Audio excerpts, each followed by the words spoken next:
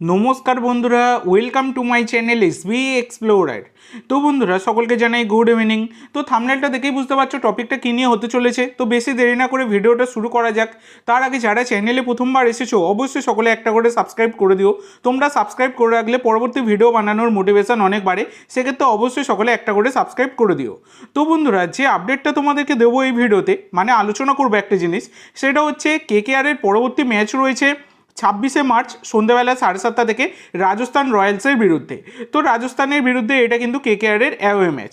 তো ব্যাপারটা হচ্ছে কেকেআরের কেমন প্লেইং 11 হতে পারে সবটাই জানাবো। তো প্রথম ম্যাচ মানে কেকেআর তারাও কিন্তু প্রথম ম্যাচ হেরেছে তাদের ওপেনিং ম্যাচ, রাজস্থান রয়্যালস তারাও কিন্তু তাদের প্রথম ম্যাচ হেরেছে। কিন্তু রাজস্থান প্রথম ম্যাচ হারলে কী হবে, প্রচুর ভালো কিন্তু লড়াই কিন্তু তারা দিয়েছে, প্রচুর রান কিন্তু তারা করেছিল, সেটা বলা যায়।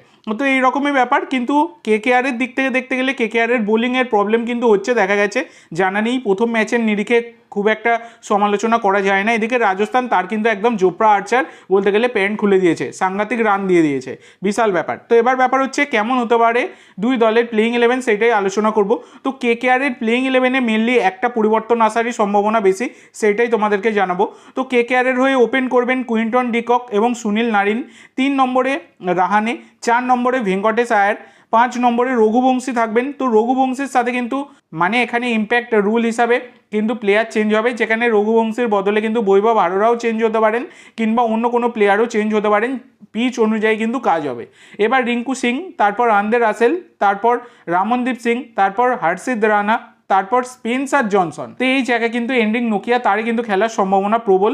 এরপর হচ্ছে বরুণ চক্রবর্তী। তো এই হচ্ছে ব্যাপার। তো বোলিং আর ব্যাটিংয়ের ওপরে কিন্তু নির্ভর করছে ইম্প্যাক্ট প্লেয়ার কাকে, মানে ইম্প্যাক্ট প্লেয়ার হিসাবে কোন প্লেয়ারকে নামাবে, সেটা হচ্ছে ব্যাপার। তবে স্পেন্সার জনসনকে এই ম্যাচে কিন্তু ড্রপ আউট করা হতে পারে, এইরকমই কিন্তু সম্ভাবনা প্রবল, তোমাদের সাথে শেয়ার করে দিলাম।